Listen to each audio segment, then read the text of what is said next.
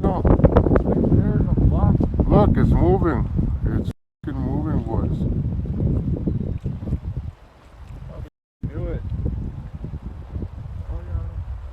You see it now, right? Keep looking, people. It's moving.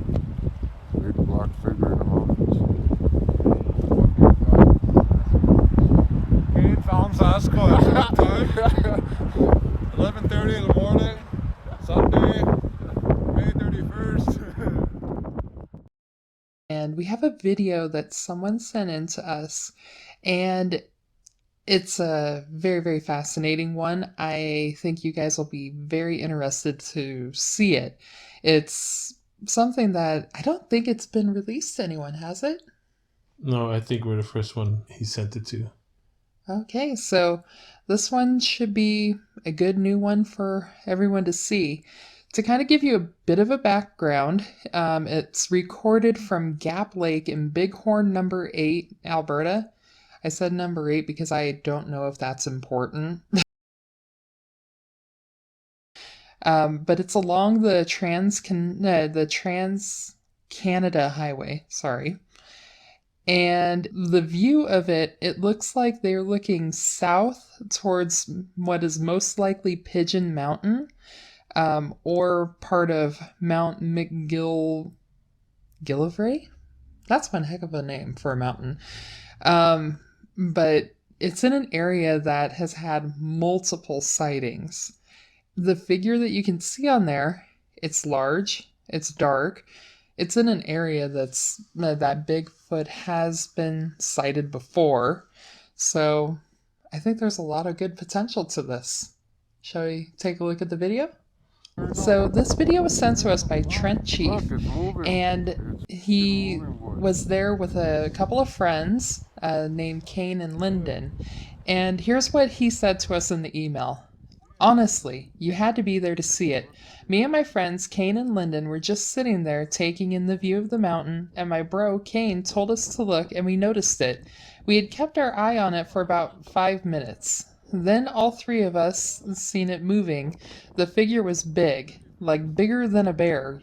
You can obviously see that it had this figure built like a human, but it was all black, and when it was moving, it looked like it was going upward side to side.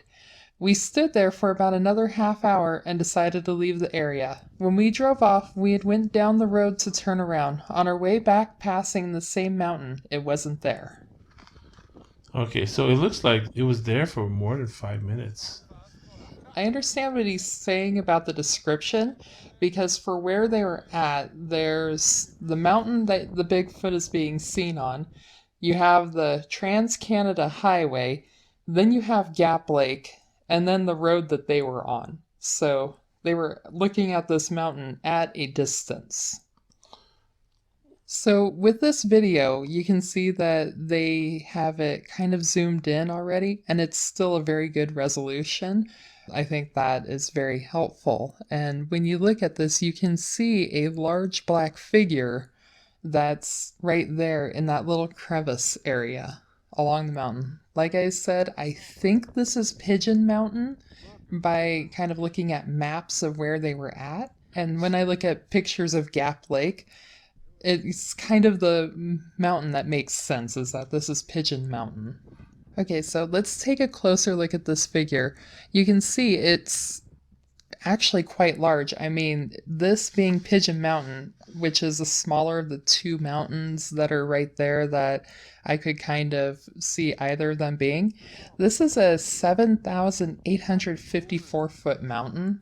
So it's a pretty steep thing. And I checked the hiking areas on this mountain, and this location that this is at does not look like it's one of the hiking areas. Usually when hikers go up Pigeon Mountain, it looks like they come up more from the south or the western side, and this would have been the northern face from where they're looking at. So from Trent's description of what they saw the creature swaying side to side. And that's typical Bigfoot behavior. They got this swaying, this like a very animalistic kind of swaying to it. And I've heard descriptions of that. So, in this kind of zoomed in image here, you can see that tall, dark figure right there. And it looks like it's a very, would you say, like a kind of a linear shape if you're looking at it. It doesn't look like it's a bear that's all hunched up down on the ground. It looks like it's something standing tall. Yeah, and it looks massive. I would say that's probably close to 9 feet tall. Yeah, and that's the one thing that I would find very interesting to actually, maybe if somebody ever figures this out, although I don't know how dangerous it would be for researchers to check out this area. But all the sightings that I read, in general, people are talking about 6, 7 foot Bigfoots, but this one looks like it's bigger than those sizes. Okay, well, you look at the full view here, and those trees right there near the embankment, those look like pretty tall pine trees, right? And then right above it, right there, in that little crevice there, that's a massive figure. Yeah, I mean, I wouldn't say that it's as big as like what you would see like in a redwood forest kind of thing, because from what I read about the geology of the area, the trees aren't very tall there. It's kind of a glacier carved out area, and I guess the trees are a little bit on the shorter side. So it's not like you're looking at probably 100 foot kind of thing. These are trees that are probably, a decent sized tree, but it's not like you're looking at a redwood tree when you see the pine trees down by the lake. So, in this kind of zoomed in image, you can kind of see what looks like maybe arms off to the side at a few kind of frames. Unfortunately, because it's so zoomed in, it's really hard to tell for certain, but you do see what looks like could be arms moving around there. There is a head up there, but, since it's probably more like a Bigfoot creature, its head is normally without a neck. So you're just kind of looking more for a dome on top of shoulders instead of trying to find some definition with a neck. So to kind of give a little bit more information about this area, it's a Kananaskis County. If I said, or country, if I said that name wrong, I apologize. But it's part of the Canadian Rockies, and this kind of part of it is generally a hotspot area, and it's below another hotspot area. Basically, this is just Bigfoot country up there. One thing I would like to point out is if this is Pigeon Mountain, then the mountain next to it is Mount Gillivray, and that mountain is something that's interesting and significant about it is that it has tunnels and vaults that were constructed under the north slope of the mountain, which is the side that this creature is being seen on, that was to be used during the Cold War. So even if there aren't really any natural caves occurring, there's actual caves that have been built up there. I don't know if they're blocked off or anything, but I did find that to be kind of interesting about it. In this general area, there are springs that are warm enough so the water doesn't freeze in the winter, and there's areas that form natural mineral licks, salt licks. It's places that animals will normally congregate to, giving them a good source of prey. I'm going to go over a few sightings that have occurred in this area. They're in a relatively close range, especially if you consider like a mountain lion, they have a 100 square mile range. These sightings I'm going to cover are within a few miles to up to 50 miles, and they're all very interesting considering what these people are seeing. In 2011, a man camping with his daughter and sighthounds saw a 6'6" to 7 foot tall and a 2 to 3 times as broad as a human creature. It was about 165 yards across a river, and he wouldn't have noticed it if his dog hadn't spotted it. In 1979, about 21 miles away to the north from where this video was recorded, two hikers encountered two Bigfoots. One was dark, slender, and about 6 to 7 feet tall. The other was a dirty, white-colored, broad, and exceeding 7 feet in height. Now, this one's a little bit further, but it kind of confirms the sighting that the previous people saw. In 1991, about 50 miles to the north, 6 hikers saw a 6-foot dark blonde bipedal creature cross their path heading downhill. So it looks like they have dark Bigfoots, they have light colored Bigfoots in the area, they've got slender ones, they've got beefy ones, they've got some variety.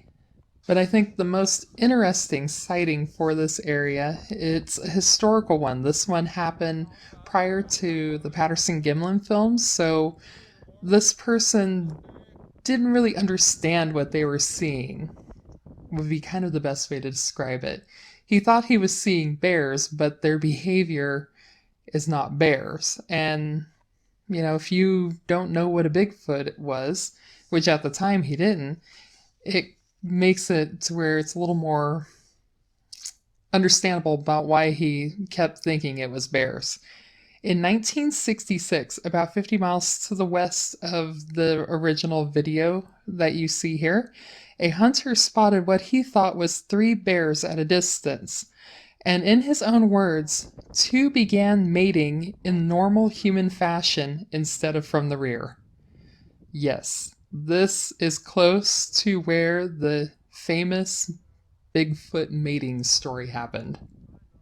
So, going back to the footage that Trent Chief sent to us, I think he probably has a Bigfoot on film here. I mean, it's in an area that has historically had Bigfoot, both pre-Patterson-Gimlin and up to pretty recent times. And there's just a lot of variety to the Bigfoots that are there, but it doesn't conflict with anything that people have seen before. It's going up the mountain over there. It looks like it's a tall, dark figure. So I think he's got something here. What do you guys think? So I hope you enjoyed seeing this video here.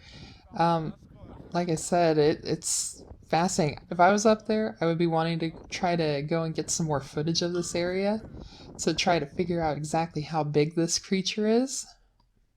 But I think he's got something here. Thank you so much for sending this to us, Trent Chief. I think this is just awesome. And I hope you guys enjoy seeing it as much as I do.